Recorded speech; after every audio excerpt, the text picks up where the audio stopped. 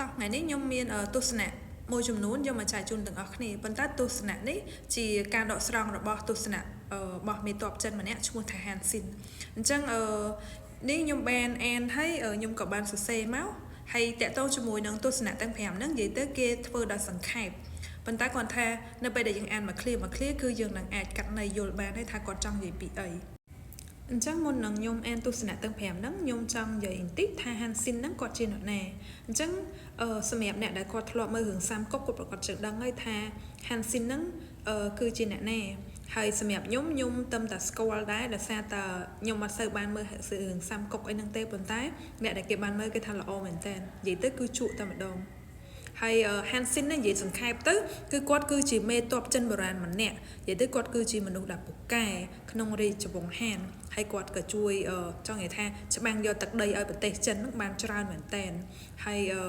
អញ្ចឹងទស្សនៈទាំង5របស់គាត់ហ្នឹងមានអីគេខ្លះតោះតែស្ដាប់មួយនេះខ្ញុំទាំងអស់គ្នា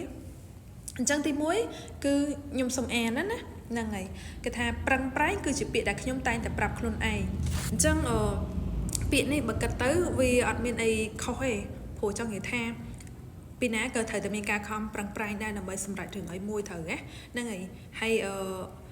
អ្វីដែលយើងធ្វើបានហ្នឹងគឺមកពីការខិតខំប្រឹងប្រែងរបស់យើងអញ្ចឹងទី2គាត់និយាយថាមិនដោយសារខ្លួនឯងមានប្រាជ្ញាល្អហើយខ្លាចជាមនុស្សមានល្បិចក្បត់ច្រើននោះទេអញ្ចឹងចង់និយាយថាបើយើងមានខួរក្បាលដែលល្អដែលឆ្លាតហើយយើងក៏មិនត្រូវតែប្រែខ្លួនយើងคล้ายទៅជាមនុស្សដែលមានកលល្បិចកិច្ចកលឯច្រើនហេតុអីបានយើងត្រូវប្រែខ្លួនបានយ៉ាងនិយាយអញ្ចឹងដោយសារមកពីយើងឆ្លាតហ្នឹងហើយបានយើងថាកុំប្រែខ្លួនឯងឲ្យคล้ายទៅជាមនុស្សដែលមានកលល្បិចអញ្ចឹងណាព្រោះធម្មតាអ្នកខ្លះគាត់ឆ្លាតខាងខូចតែម្ដងអញ្ចឹងចូលដល់ទស្សនៈទី3អានេះ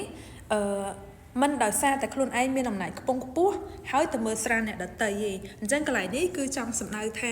ទោះបីជាខ្លួនឯងមានសិទ្ធិអំណាចមានឋានៈទូនាទីឬក៏មានលុយមានកាក់អីថាទ្រព្យសម្បត្តិអីច្រើនជាងគេក៏យើងមិនត្រូវតែមើលស្រាលអ្នកដទៃដែរព្រោះអីអ្នកដទៃត្បិតថាគេតូចទាបជាងយើងឋានៈមិនស្មើយើងប៉ុន្តែគេនៅតែមានតម្លៃរបស់គេហើយគេក៏អត់មានបានមកចង់និយាយថា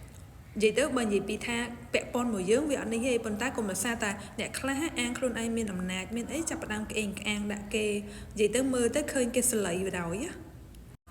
អញ្ចឹងចូលដល់ទស្សនៈទី4គាត់ថាមនុស្សនិងមនុស្សមិនដូចគ្នាទេមានជំនាញរៀងខ្លួនអញ្ចឹងកន្លែងហ្នឹងវាត្រូវអីដោយសារតែ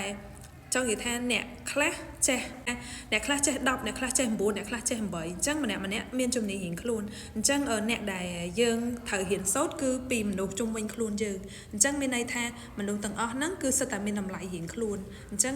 យើងមនុស្សអត់ដូចគ្នាទេអញ្ចឹងយើងត្រូវតែមានការឲ្យតម្លៃគ្នាទៅវិញទៅមកហើយចំណុច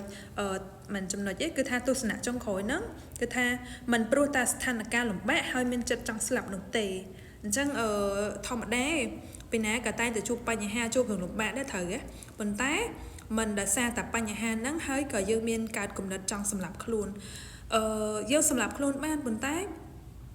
យើងគ្រាន់តែបានកិច្ចផុតពីរឿងហ្នឹងឯងប៉ុន្តែបើសួរថាបញ្ហាហ្នឹងត្រូវបានដោះស្រាយអត់ដូចជាអត់មានអីបានដោះស្រាយទេដោយសារតែយើងអត់បានធ្វើអីផងហើយយើងទៅបាត់ចោលបញ្ហាហ្នឹងអញ្ចឹងណាអញ្ចឹងអ្វីដែលសំខាន់ហ្នឹងគឺត្រូវរក្សាផ្លូវចិត្តឲ្យរឹងមាំនៅពេលដែលជួបបញ្ហាហើយគិតវាតិចថាគួរធ្វើអីហើយសំខាន់គឺកុំបោះបង់ហើយត្រូវបន្តលើកទឹកចិត្តខ្លួនឯងគ្រប់ពេលអញ្ចឹង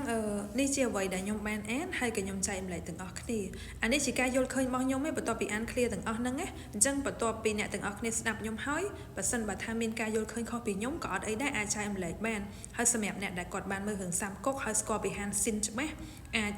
comment ទៅខេឡូមានអ្នកផ្សេងគាត់ចូលអានទៅគាត់ដឹងដែរអញ្ចឹងវីដេអូនេះមានតែប៉ុណ្្នឹងឯងអរគុណ